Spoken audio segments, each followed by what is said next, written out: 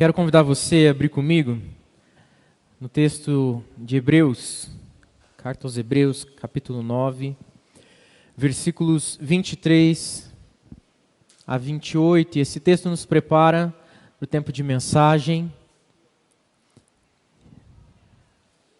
onde nós vamos ouvir aquilo que o Senhor tem para ministrar ao nosso coração, à nossa mente, a trabalhar conosco. Nós cantamos que a palavra de Deus é vida abundante, que a palavra de Deus nunca falhará, e essas são verdades maravilhosas, e é um momento que o Senhor então nos permite provar da sua palavra, sermos alimentados por essa palavra tão maravilhosa.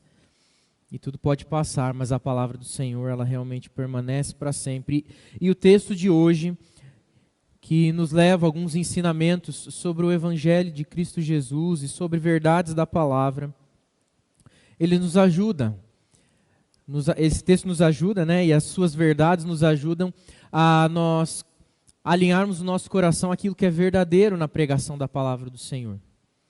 Eu quero, junto com você nessa noite, ser ministrado pelo Senhor a respeito de 3 verdades do Evangelho. Não são as 3 únicas, mas são 3 importantes, eu creio, que ao alinharmos o nosso coração, o nosso entendimento a essas verdades, nós podemos escapar de tentativas vazias na pregação do Evangelho. O desafio de pregar o Evangelho, ele bate à nossa porta todos os dias e deve ser algo que realmente nos incomoda como Igreja de Cristo. Nós devemos ter a urgência da pregação do Evangelho. Mas nessa pregação, muitas vezes a gente se vale dos recursos errados. A gente acaba apelando para algumas coisas que a gente acha que pode ser extremamente convincente para que o Evangelho seja verdadeiramente pregado, ou para que mais pessoas sejam alcançadas. E a gente fica nessa tentativa buscando artimanhas, ou estratégias, ou mesmo compreensões a respeito do Evangelho, para que as pessoas possam recebê-lo melhor, para que ele fique mais tragável, mais aceitável, mais interessante, mais envolvente. Mas a verdade é que nós precisamos nos deter na verdade. E é por isso que nós vamos então estudar esse texto nessa noite, falarmos sobre ele, e eu creio que o Senhor tem coisas maravilhosas para ministrar nas nossas vidas nessa noite. Então abra lá comigo no capítulo 9 da carta aos Hebreus, versículos 23 a 28, e eles dizem assim: Era necessário, portanto, que as figuras das coisas que se acham nos céus se purificassem com tais sacrifícios, mas as próprias coisas celestiais com sacrifícios a eles superiores. Porque Cristo não entrou em santuário feito por mãos, figura do verdadeiro, porém no mesmo céu, para comparecer agora por nós diante de Deus. Nem ainda para se oferecer a si mesmo muitas vezes, como o sumo sacerdote a cada ano entra no santo dos santos com sangue alheio. Ora, neste caso seria necessário que ele tivesse sofrido muitas vezes desde a fundação do mundo. Agora, porém, ao se cumprirem os tempos, se manifestou, uma vez por todas, para aniquilar, pelo sacrifício de si mesmo, o pecado. E assim como aos homens está ordenado morrerem uma só vez, vindo depois disso o juízo, assim também Cristo, tendo se oferecido uma vez para sempre, para tirar os pecados de muitos, aparecerá a segunda vez, sem pecado, aos que o aguardam para a salvação. Vamos orar mais uma vez? Deus querido, nós dispomos o nosso coração para o aprendizado da Tua palavra, clamamos pelo ensino do Senhor sobre nós, pela presença do Teu Santo Espírito ministrando sobre o Teu povo, sobre a Tua igreja, nessa noite, ó Pai querido. Trabalha não só individualmente, mas nos trabalha também como comunidade de fé, como família da fé, para que possamos ser, ó Pai querido, realmente a igreja que o Senhor deseja que sejamos, a agência do reino de Deus, para a proclamação e propagação do Evangelho nessa terra, ó Pai querido. Nós não queremos proclamar o Evangelho que nos interessa, mas o Evangelho que interessa ao Senhor, o Evangelho da verdade, que realmente traz transformação profunda e verdadeira para cada um de nós, ó Pai. É no nome de Jesus que eu oro, agradecido já por tudo aquilo que o Senhor fará nessa noite. Amém. Amém. Irmãos, esse é um texto que, lendo ele solto, ele pode parecer meio confuso. Tem uma série de termos estranhos ou de colocações que parecem desconexas ou meio soltas, e quando você lê assim, e ele falando de figura das coisas que acham no céu, purifica com sacrifício, coisas celestiais, santuário de mãos, e ele vai falando uma série de coisas, aí no final parece que você entende alguma coisa, mas ainda assim fica meio complicado. Para a gente conseguir entender esse texto com mais clareza e a gente conseguir perceber o que ele está construindo aqui, a gente não pode ignorar o que toda essa carta de Hebreus traz. A Bíblia de Estudo da Reforma traz na sua introdução do livro de Hebreus, traz uma figura bem interessante, eu queria compartilhar ela com os irmãos. Ele fala, mais ou menos nas suas próprias palavras, né, e eu vou aqui falar com as minhas, para a gente imaginar uma imagem, uma figura de uma ovelha, um cordeiro, que faz parte de um rebanho. É uma noite fria, muito fria, tão fria que existe até gelo congelado em volta do lugar onde esse cordeiro está. Mas ele não está ao relento, ele está separado no aprisco e se aquece junto a outros cordeiros que estão ali separados. E mesmo naquela noite fria e que parece desesperadora e que parece difícil de passar por ela, ele direciona os seus olhos para a porta desse aprisco, desse local onde as ovelhas estão separadas, ali todo aquele rebanho, e ela vê o seu pastor. Ela vê ali o pastor e ela lembra que ontem ele cuidou dela, então amanhã com certeza vai cuidar, e essa noite vai passar e nada vai acontecer porque o pastor está ali, acordado, sentado na porta do aprisco, atento a cada uma das ovelhas. Então ela se achega a uma outra ovelha, se esquenta um pouquinho e volta ao seu repouso. Mas da mesma forma, a mesma figura coloca a gente então sobre os olhos desse pastor, que olha o seu rebanho, assiste as suas ovelhas, os seus cordeiros, e ele olha bem para elas, cuida bem delas, e enquanto a noite passa e ele precisa ficar atento para que nenhum animal selvagem venha atacar o seu rebanho, ele só consegue pensar: amanhã eu preciso fazer um sacrifício, e eu vou ter que escolher uma dessas ovelhas para morrer. Tem várias aqui, a maioria delas vai ser alimentada, mas uma delas eu vou precisar escolher para morrer. Qual delas vai ser hoje? Mas o problema é que eu não preciso fazer isso só hoje, eu também preciso fazer amanhã. Amanhã outra ovelha precisa morrer. Então, para cada dia que passa, existe uma angústia nos olhos desse pastor. Essa figura que a Bíblia de Estudo traz para a gente é para fazer aí instigar a nossa mente a imaginar o que o livro de Hebreus vai falar em linhas gerais. Ele vai falar justamente sobre a perspectiva do sacrifício que acontecia no Antigo Testamento, que prefigurava, que apontava, que indicava tudo aquilo que Jesus faria na nova aliança, no Novo Testamento. A angústia da ovelha, é claro que talvez ela não existisse, porque a ovelha não tinha noção do que ia acontecer, ela não podia olhar e pensar: será que eu vou morrer amanhã? Será que eu vou viver amanhã? Ela só conseguia, então, lidar com aquilo que estava acontecendo, né? Mas essa imagem traz para nós a angústia, sim, de alguém que pensa. O pastor, que ele precisava pensar que uma das ovelhas do seu rebanho precisava morrer. E esse sacrifício que ele faria não é simplesmente um sacrifício para comer essa ovelha, para que ela fosse um jantar, um almoço, uma refeição, mas é o sacrifício que ele precisava fazer no templo, pela expiação dos seus pecados, pelo perdão dos seus pecados. A prática dos sacrifícios era algo comum no Antigo Testamento, e era uma ordem do Senhor que esses sacrifícios fossem feitos pelo menos uma vez ao ano, para que os seus pecados e os pecados da sua família fossem então perdoados. Esses sacrifícios eram feitos continuamente em prol do povo de Deus. Ele começa lá, muito antes do povo ser realmente povo, quando Deus chama o seu povo, liberta o seu povo da escravidão, ele começa então uma prática de sacrifícios e institui a prática desses sacrifícios no meio do povo.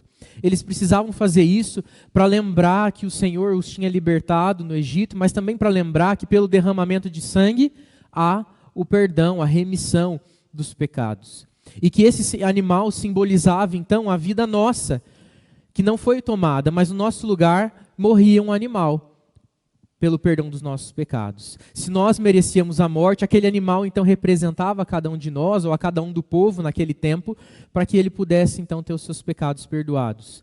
Mas justamente por não ser a morte do próprio pecador, e ser a morte de um animal, ela não era feita uma única vez. Ela precisava ser feita sequentemente, regularmente, para que esse perdão pudesse ser então praticado, recebido. Era necessário a repetição desse sacrifício. E esse povo vivia esse conflito porque eles acabavam de conhecer uma nova forma de fé, que não era mais aquela baseada no sacrifício, mas agora era uma fé baseada no sacrifício de um. e que não exigia mais sacrifício nenhum, que era o sacrifício de Cristo Jesus. Eles estavam conhecendo essa fé, então, que dizia para eles que aqueles ritos antigos, eles não tinham mais valor em si, porque o sacrifício de Cristo agora era suficiente e perdoava o pecado deles. Porque não tinha sido mais um animal que tinha sido sacrificado, mas um homem. Um homem, e que era o próprio Filho de Deus.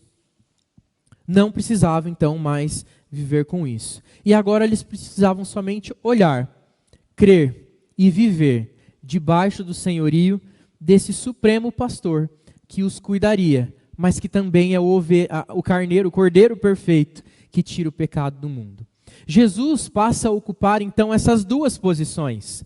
A posição de pastor, que cuida do seu rebanho, nós as ovelhas, mas também ele se faz ovelha e morre no lugar das outras ovelhas, para que nenhuma mais pudesse ser sacrificada.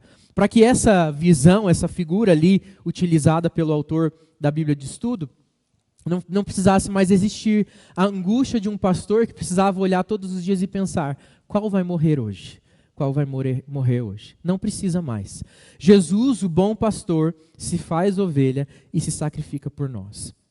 Quando a gente pensa então sobre a pregação do Evangelho, a gente prega sobre o sacrifício de Cristo, sobre a nova vida que Ele nos oferece, sobre quem Cristo é e sobre toda a sua obra de redenção e os efeitos que ela causa nas nossas vidas, a transformação que ela traz para as nossas vidas. E não só uma transformação pontual em algumas áreas, mas uma nova vida. Um velho homem vai para uma nova criatura surgir em nós. E essa nova vida de Deus transforma todas as coisas. E muitas vezes, então, na ânsia de explicar esse Evangelho, a gente pensa, essas coisas de sacrifício, Antigo Testamento, rituais, tudo isso é muito complicado.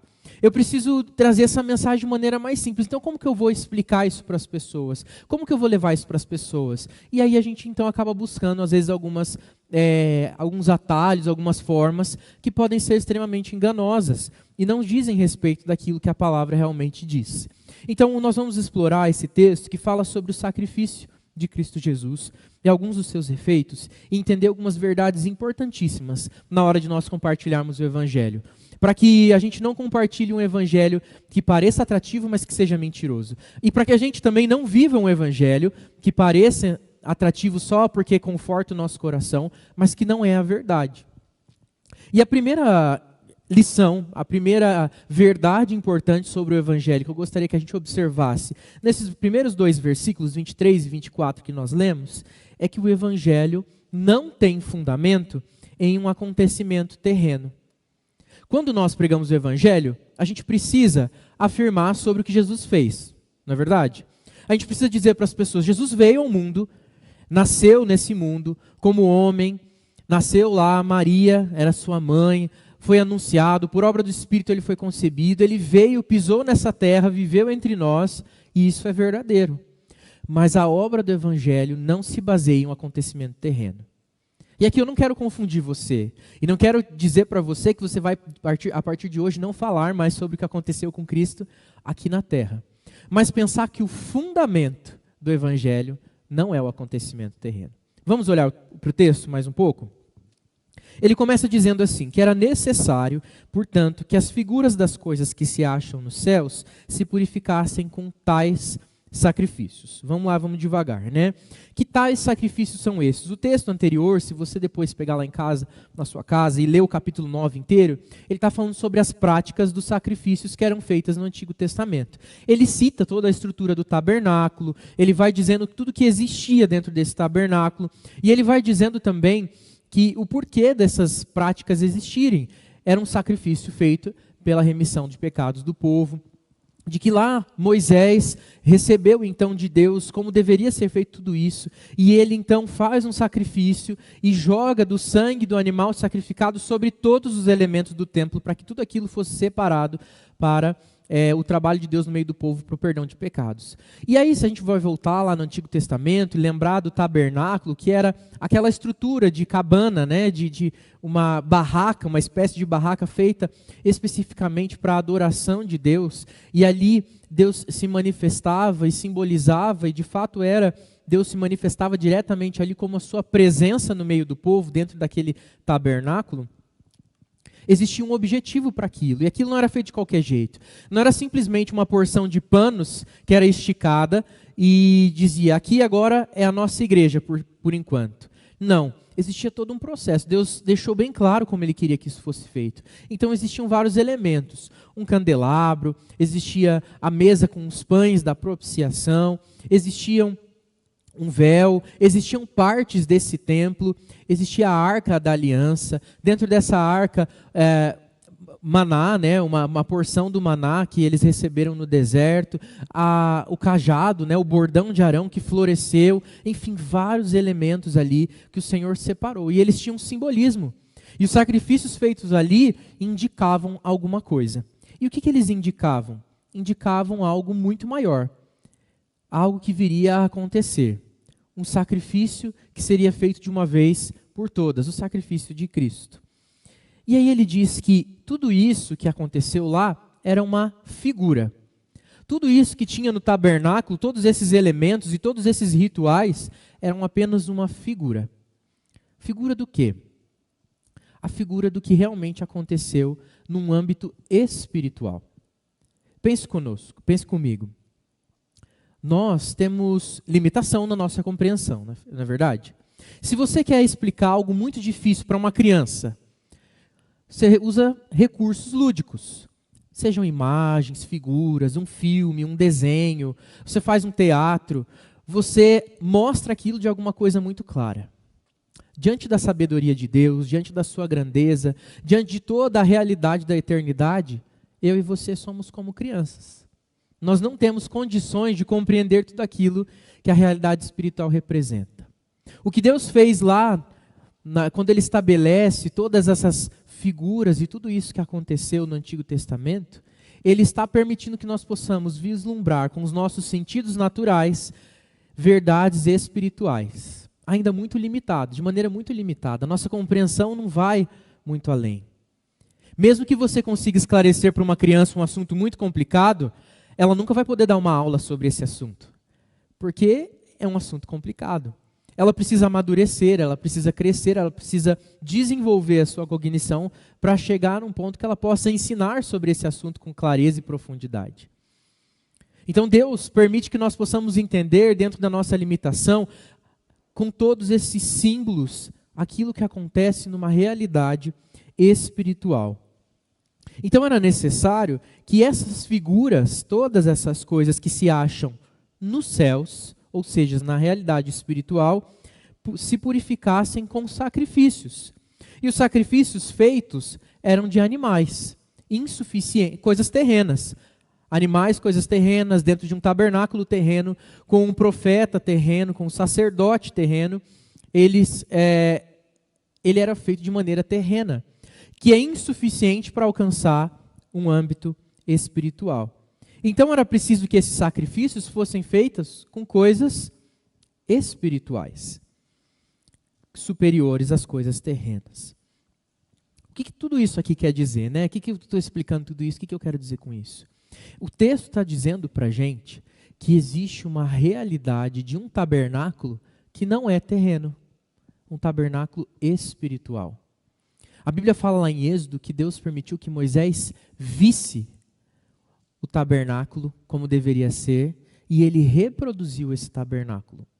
Essa visão é uma visão de uma realidade espiritual do tabernáculo que existe nos céus. E no céu, não é no céu aqui que a gente olha para cima e vê, mas em tudo que Deus é e aonde Ele está, muito acima dos céus. O tabernáculo que existe nos céus, ele não existe lá uma tenda armada, com um grande altar na frente, com um primeiro pátio, que é o santo lugar, como existia lá no Antigo Testamento, e um segundo menor cômodo, que é o Santo dos Santos, onde de fato estava a presença de Deus, onde só o sacerdote entrava, onde o sangue do sacrifício era aspergido nas coisas e o perdão pelos pecados pedido. Mas o templo que existe na realidade espiritual é a própria presença de Deus. E o que o pecado fez foi romper essa relação do homem, direta do homem com Deus. A possibilidade dele entrar no tabernáculo espiritual na realidade dos céus. O que Deus diz é, então sacrifiquem. Sem o sangue derramado, vocês não podem ter contato comigo, porque vocês são pecadores. Mas esse sacrifício ainda é insuficiente, porque o que aconteceu lá no Jardim do Éden com o pecado, que atingiu toda a humanidade, não foi um acontecimento terreno. Ele se deu diante dos olhos dos homens, mas ele tem efeitos espirituais e eternos. E ele precisava ser resolvido de maneira espiritual e eterna. E quem pode fazer isso? Cristo Jesus. Com tudo isso, eu quero dizer que o Evangelho não tem fundamento em um acontecimento terreno, porque ele trata de resolver questões eternas, espirituais. A obra de Cristo Jesus, o sacrifício de Cristo Jesus, a sua morte, a sua vida, a sua morte, a sua ressurreição, elas acontecem na terra, aos olhos dos homens, mas para resolver questões espirituais, que são muito mais profundas do que as questões terrenas. A justiça que Jesus está suprindo ao fazer o seu sacrifício, ao cumprir a obra redentora, é a justiça de Deus, que eu e você não podemos suprir, porque a nossa existência é terrena, é limitada, é pequena. E é por isso que ao pregarmos o Evangelho, a gente precisa se lembrar e se deter naquilo que Cristo fez num âmbito espiritual, que se mostrou em um plano terreno. O que Cristo faz é achegar-se diante de Deus como um cordeiro para sacrifício, e o seu sangue então derramado é aspergido na presença de Deus, e ele é de pureza tão grande que ele não serve para purificar a gente por um ano, e nem apenas uma família, mas para purificar todos aqueles que pertencem a Deus, todo aquele que crê. E é por isso que quando a gente prega então um evangelho, a gente não pode se deter na realidade terrena, porque senão a gente vai correr o risco de pregar um Jesus histórico. E ficar detido em provar para as pessoas que Jesus existiu de fato, e que ele era uma personalidade histórica, e que ele teve uma vida aqui na terra, e existem evidências arqueológicas precisas sobre isso. E essas coisas elas são complementares, mas elas não são a verdade, que fazem com que a vida, a morte, a ressurreição de Cristo tenha efeito na vida do ser humano. A verdade é o que Cristo fez diante de Deus Pai, numa realidade espiritual, é que tem verdadeiro efeito sobre as nossas vidas. O que aconteceu, irmãos, com o pecado, os efeitos do pecado atingiram então a cada um de nós numa realidade espiritual, para além da nossa vida terrena. A gente não pode se deter então no Evangelho como se ele fosse algo para resolver as nossas questões terrenas, como se fosse algo para satisfazer uma necessidade de uma filosofia de vida, de um jeito de viver aqui, como que eu vou acordar, como que eu vou dormir, como que eu vou trabalhar, ainda que ele afete todos esses aspectos da nossa vida, mas ele tem início e fim numa realidade espiritual. O que o pecado traz para nós é uma separação de Deus, e o que Cristo faz é abrir um caminho, um único caminho, para que nós tenhamos acesso a Deus. E o versículo 24 fala que Cristo não entrou então em santuário feito por mãos humanas. Não entrou num tabernáculo construído por Moisés, por Arão, pelo povo, nem por um templo erguido por Salomão, nem por uma igreja construída pelo pastor Lucas, pastor Tiago, pastor Patrick, os presbíteros, os irmãos, nem hoje, nem há 60 anos atrás, 63 anos atrás, quando a igreja foi fundada, nem quando o templo foi derrubado e um novo foi feito. O que Cristo faz não é mudar a realidade simplesmente dessa igreja local, mas é mudar uma realidade espiritual que atinge todo aquele que crê no nome de Cristo Jesus. O que nós pregamos quando nós pregamos o Evangelho é a transformação eterna de uma realidade espiritual e que atinge a gente para além de qualquer realidade terrena. E é por isso que o Evangelho serve em qualquer cultura, em qualquer tempo, em qualquer geografia, em qualquer etnia, em qualquer língua. Porque a verdade do Evangelho não se detém em fatos terrenos. E ela não se limita pelos fatos terrenos.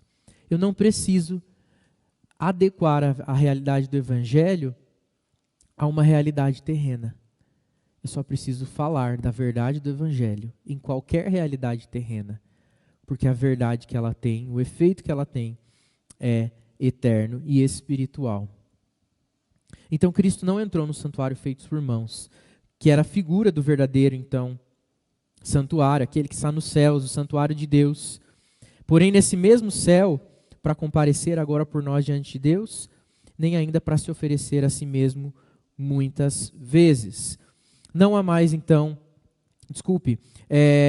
em Cristo se faz, então, essa nova aliança que elimina a necessidade desses sacrifícios e eles cessam em Cristo Jesus. E Cristo Jesus, então, constrói essa nova aliança com o seu povo a partir de uma realidade espiritual.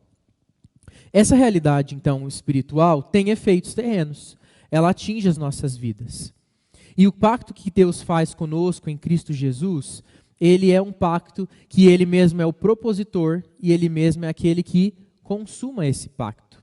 Essa também é uma verdade importante. Ela precisava, então, Cristo precisava morrer para que a justiça de Deus fosse suprida.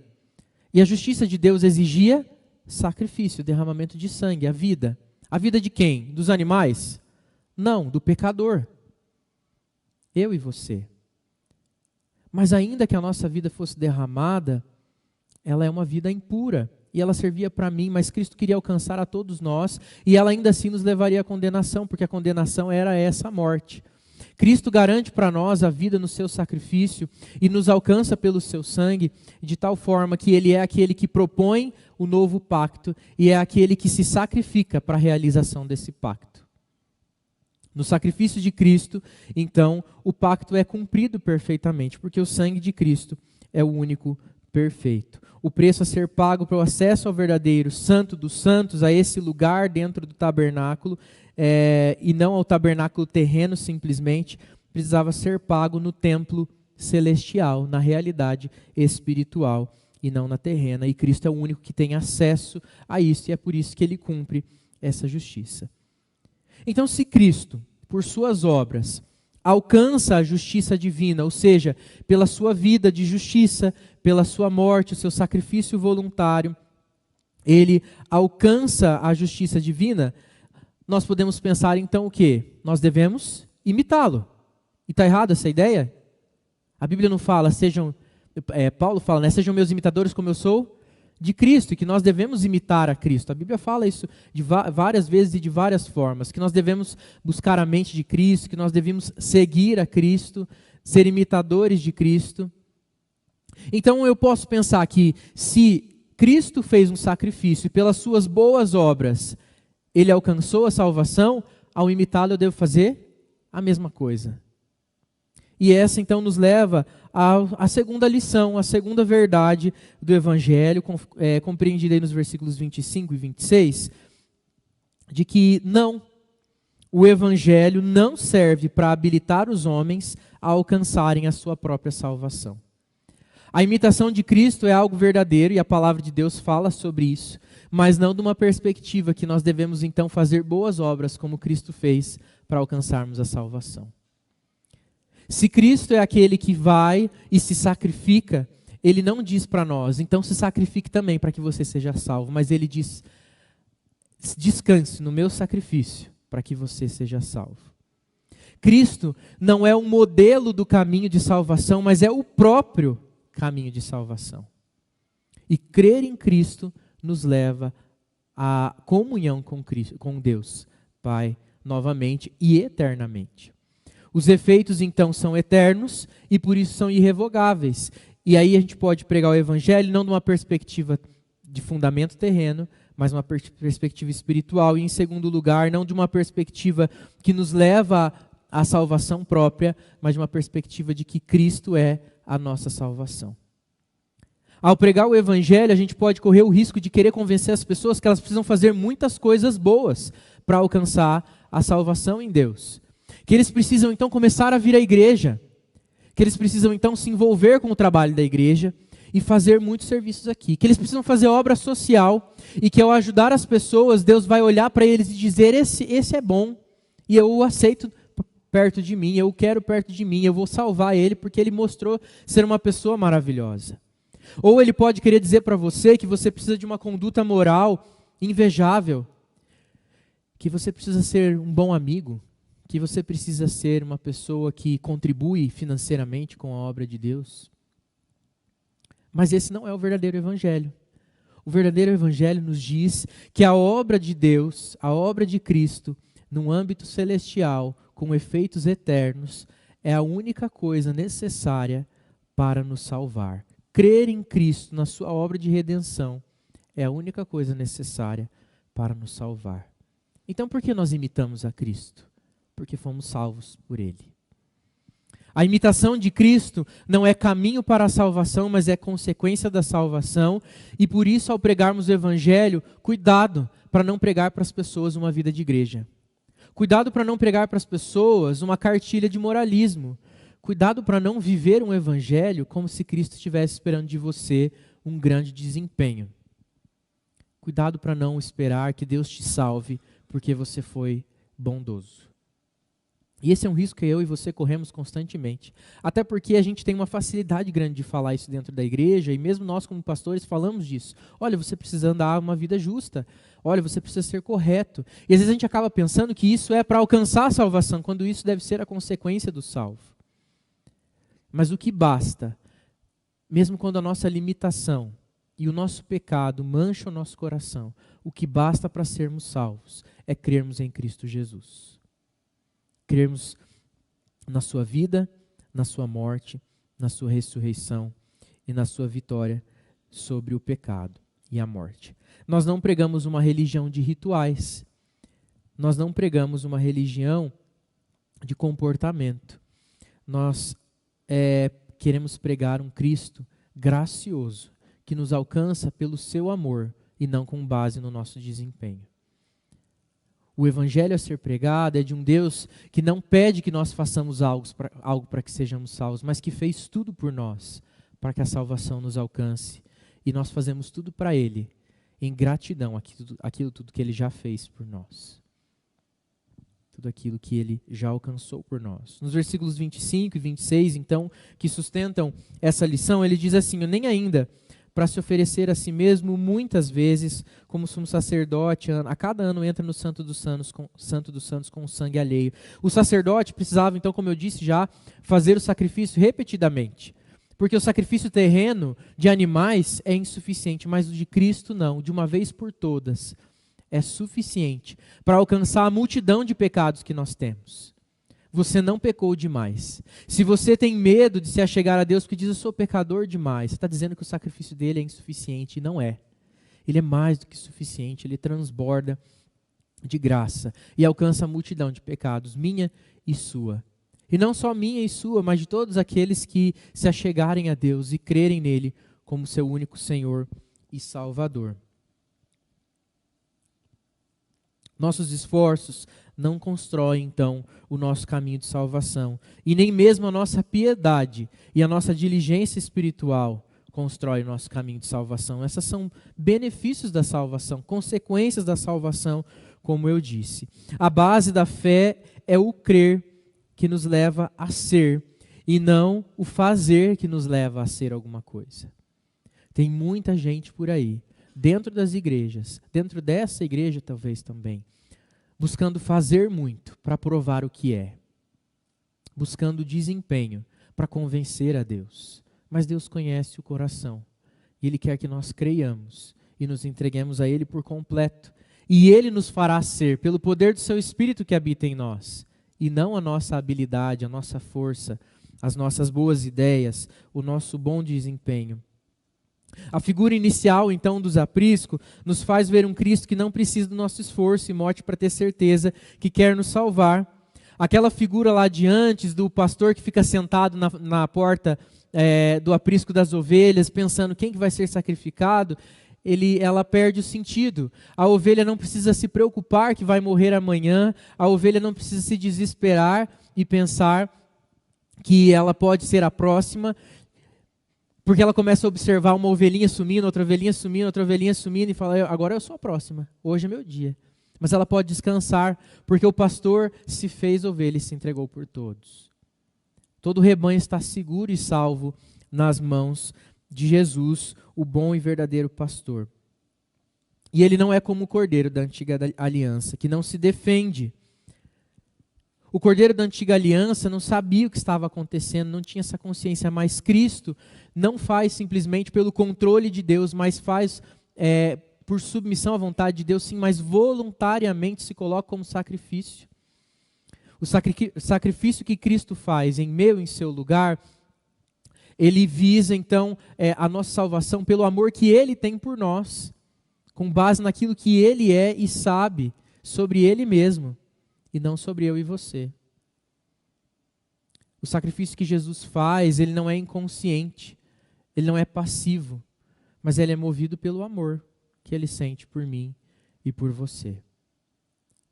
Cristo não se contenta em ver o homem perdido em seu próprio pecado, em sua própria mazela, e ele mesmo se move. O Senhor Deus traça esse plano perfeito de colocar o seu Filho como sacrifício em favor de cada um de nós.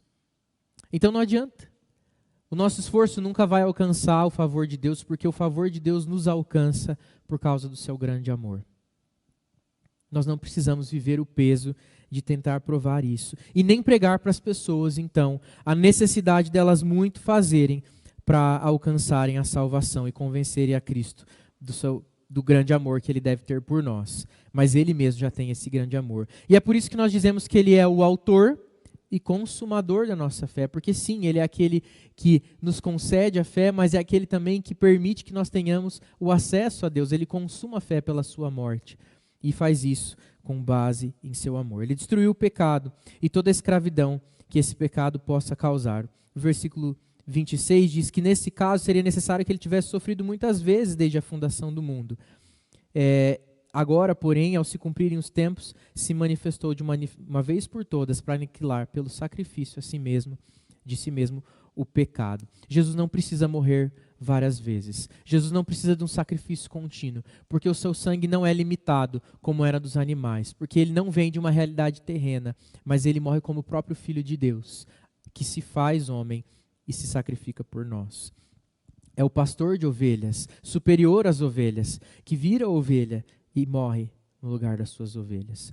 É o seu amor pelas ovelhas que o move a fazer isso. A terceira, então, e última lição, recapitulando a primeira lição, então, é que o Evangelho não tem fundamento em um acontecimento terreno, ainda que ele aconteça de forma terrena e visível aos olhos dos homens, ele tem efeito e fundamento numa realidade espiritual, o pecado que nos separa de Deus. E Cristo, então, espiritualmente resolve e eternamente resolve essa questão, se colocando como sacrifício, não em um templo construído por mãos, mas diante da presença de Deus, no templo eterno e espiritual. Em segundo lugar, o Evangelho não serve para habilitar os homens a alcançarem a sua própria salvação, mas ele nos ensina de que a salvação é adquirida, é presente, é dádiva de Deus, de graça e graciosamente, que nos alcança pelo seu amor, e não pelo nosso muito fazer.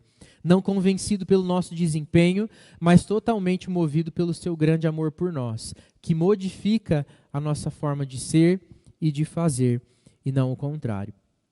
E por fim, em terceiro lugar, com base então em tudo isso que nós já vimos, é que o Evangelho não serve para resolver um problema terreno, não serve para resolver questões nossas da vida cotidiana.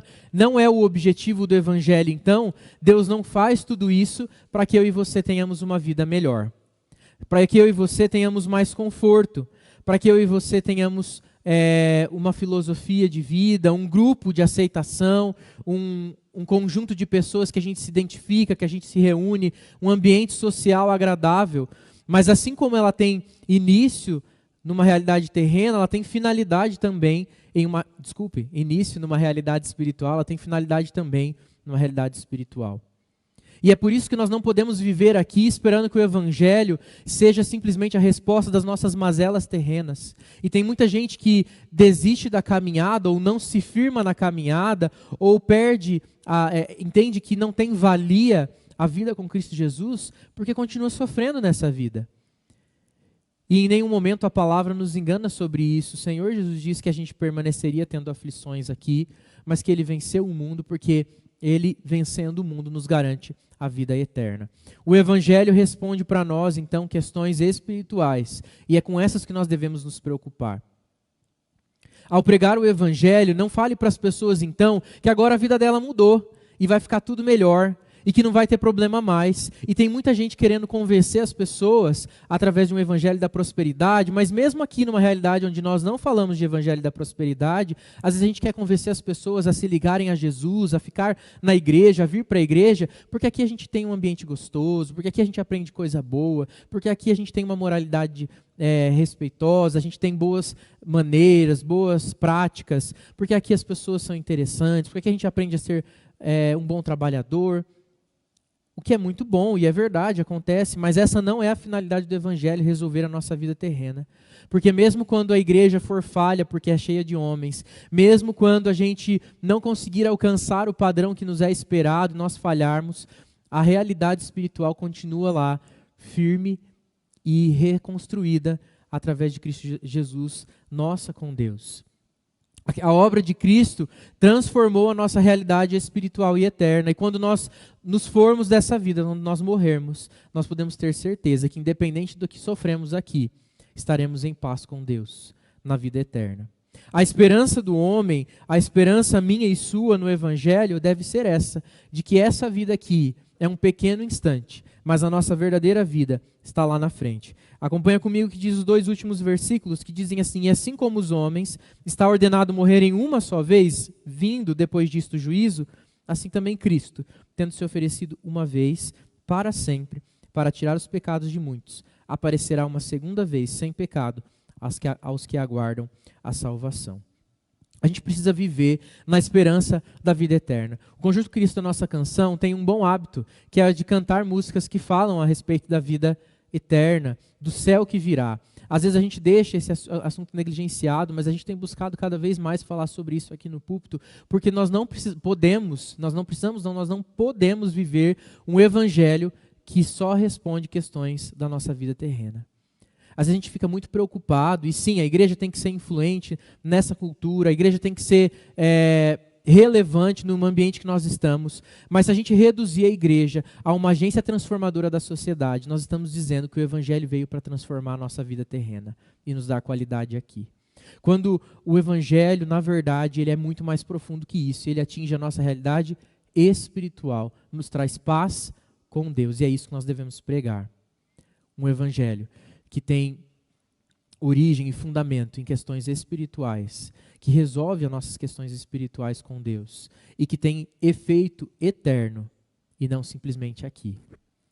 Senão a gente vai ser cristão ou a gente vai ser membro de igreja apegado às coisas terrenas, desesperados por construir uma boa vida aqui, quando o que o Senhor tem para nós é muito maior do que isso, e a gente deve ajuntar tesouros nos céus, onde a traça e a ferrugem não consomem. A nossa pressa não deve ser em buscar uma vida de confortos terrenos, mas deve ser na proclamação de tão grande obra de salvação sobre as nossas vidas e de amor, e descansar que o Senhor tem um tempo perfeito para o retorno de Cristo Jesus, assim como Ele teve um tempo perfeito para que Cristo viesse nos salvar. Ele tem um tempo perfeito para o retorno de Cristo Jesus. E nós não precisamos ter medo do dia final. Tem muita gente que tem medo. Quando eu dou aula de catecúmenos, né, para os novos membros, para aqueles que querem fazer a profissão de fé. Quando a gente chega na aula que fala da parte aí do dia do Senhor, da vinda do Senhor Jesus, tem muita gente que tem medo real, as pessoas confessam, tenho medo disso, eu tenho medo de ler Apocalipse, eu tenho medo porque tudo isso fala do fim, parece que vai ser um grande caos, mas o cristão que conhece o verdadeiro evangelho, ele descansa na verdade que o Senhor assegurou a nossa morada eterna em Cristo Jesus. Então todo aquele que crê em Cristo pode ir tranquilo, viver tranquilo, que se o Senhor voltar agora, não há motivo para desespero. a não ser que você não esteja com Cristo. E diferente do que os muitos filmes aí, até mesmo de produções gospel, né, como a gente gosta de dizer, falam aí do arrebatamento, uma segunda chance e um período de grande sofrimento, a palavra de Deus fala para nós que Cristo voltará uma segunda vez para juízo. E aqueles que são dele subirão com ele. E ele vem para separar as ovelhas dos cabritos, os santos dos injustos, os justos dos injustos, né, dos ímpios, aqueles que são dele para aqueles que estão para a condenação eterna. E por isso o tempo de arrependimento e de buscar o verdadeiro evangelho é hoje, agora. Não vai ter uma segunda chance. Não vai ter um segundo momento. Não vai ter um período de grande conflito que a gente vai ficar chocado com que as pessoas desapareceram e o avião caiu porque o piloto desapareceu, ficou só a roupa, e tinha uma criança brincando no parquinho, ficou só a roupa dela e sumiu tudo. E aí, meu Deus, e agora o que eu vou fazer? Talvez Jesus volte de novo, daí tem que dar tempo de eu me arrepender. Não, o arrependimento é hoje. A palavra diz que para nós, que Cristo voltará uma única vez para buscar aqueles que são seus, sem pecado. E da mesma forma que ele foi, ele voltará. É isso que os anjos falam, aqueles homens vestidos de branco falam para os discípulos de Cristo. Por que vocês olham para cima vendo Cristo subir e ficam preocupados com isso? Do mesmo jeito que ele foi, ele voltará para buscar aqueles que são seus. E enquanto isso, a nossa tarefa é a proclamação do Evangelho, para que todo aquele que é do Senhor venha a conhecer da palavra e possa então habitar na morada celestial. Todo aquele que crê não precisa temer, não precisa se desesperar. Eu quero terminar essa palavra, essa mensagem, lembrando então realmente dessas lições. Ao pregarmos o Evangelho, nós não podemos correr o risco de não compreender o que realmente aconteceu no sacrifício de Cristo e ficarmos ligados aos ritos religiosos, a realidades terrenas, quando o que Cristo fez permeia uma realidade espiritual. Ele foi até a presença de Deus Pai, no templo de Deus, na eternidade, para interceder por mim e por você. Jesus não está lá no céu, morrendo de novo todos os dias, para que o sangue dele possa nos purificar de novo do pecado, mas ele está lá intercedendo por mim e por você, para que nós possamos então, no dia do Senhor, no dia que ele voltar, subirmos com ele. Não é o seu desempenho, não é o meu desempenho, não é o nosso muito trabalhar que nos trará a salvação. Não é a atração de que Cristo veio de maneira histórica que vai convencer as pessoas desse verdadeiro evangelho, mas é a verdade que o Senhor transforma não só a nossa realidade hoje, mas transforma principalmente a nossa realidade futura, eterna, nos garantindo uma vida para além dessa vida, e uma vida de paz, longe do mal, longe da tristeza e do pecado, onde ele irá nos libertar por completo do pecado e poderemos desfrutar da presença de Deus eternamente. Que ele nos ajude, que ele nos abençoe, que ele nos clareie a respeito da verdade da palavra e que nós possamos então compreender o verdadeiro evangelho e pregar do verdadeiro evangelho. Quero convidar você a orar mais uma vez comigo, nós encerrarmos esse tempo de culto. Senhor Deus, obrigado pela sua palavra que nos ensina. Esse texto fala do sacrifício de Cristo Jesus, comparando ele, Deus, com tudo aquilo que acontecia no Antigo Testamento, mas lembrando que Cristo fez conosco uma nova aliança, muito maior do que aquela primeira, porque ela não é limitada pelas mãos dos homens, mas ela é uma obra totalmente divina, que nos alcança com graça, com amor e com salvação. E por ser uma obra do Senhor, por ser uma obra do Filho de Deus, por ser uma obra de Deus Pai, aplicada pelo Espírito Santo em cada um dos nossos corações, ela não depende do nosso desempenho. E ela nem precisa de provas humanas, seja da história, seja da arqueologia, seja da ciência, enfim, de qualquer área, para se fazer verdadeira. Mas ela é verdade justamente porque ela tem aplicações eternas. E ela transforma não somente a nossa realidade hoje, mas transforma o nosso amanhã, a nossa eternidade. E quando nós partimos dessa vida, ainda que tudo for muito difícil aqui, ainda que haja sofrimento e até injustiça por causa do nome de Deus que nós sofremos, nós sabemos que o consolo nos aguarda na presença eterna de Deus, com Cristo Jesus, que nos levará para junto de si, no céu, na morada celestial.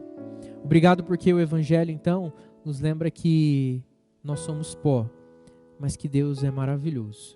Nos lembra que nós não merecemos, mas que Deus é amor. Nos lembra que nós não temos condições, mas o Senhor fez tudo por nós. O Senhor propõe a aliança e o Senhor consuma a aliança com a sua própria vida. O Senhor é aquele que faz o testamento e que cumpre esse testamento, Pai querido. Obrigado mesmo pelo seu amor grandioso por nós, pela realidade do Evangelho, e nos leve, Deus, a pregar esse verdadeiro Evangelho, essa verdadeira mensagem. Alcance o nosso coração e o coração daqueles que necessitam, não com uma mensagem simplesmente interessante e atrativa aos nossos olhos, mas com a profunda verdade de quem Deus é e daquilo que Ele fez por nós. Obrigado por isso, fique conosco e nos abençoe. Abençoa cada um que está aqui nessa noite, cada um que nos acompanha e nos acompanhou na transmissão pela internet também. Visita cada família com a sua presença, com a sua salvação, com também segurança, com saúde, ó Pai querido. Nós oramos por cada um, pedindo, Deus, a Tua proteção ao longo de toda essa semana. Nos abençoe nos estudos, no trabalho, nos afazeres, no cuidado do lar. Abençoe a vida das crianças, dos jovens, dos adultos, dos idosos. Abençoa, Senhor, as nossas vidas, a Tua igreja espalhada pela terra, aqueles que pregam do Seu nome, aqueles que estão em trabalho de missão, em tempo integral. Abençoa a Tua igreja que também é missionária e fala do Teu nome diariamente através dos seus ambientes de trabalho, de convivência, seja onde for. E que o Senhor cuide de cada um de nós, Pai. Precisamos de Ti, que nós não nos esqueçamos de Ti ao longo dos dias, que o nosso louvor não cesse quando nós saímos daqui, mas que ele permaneça e continue até nós nos encontrarmos de novo aqui na Tua casa, ou seja, onde for. E que a maravilhosa graça de Cristo Jesus, o amor de Deus, o Pai, a comunhão e a consolação do Espírito Santo seja com cada um de nós e com todo o povo de Deus espalhado por toda a terra, hoje e sempre. Amém.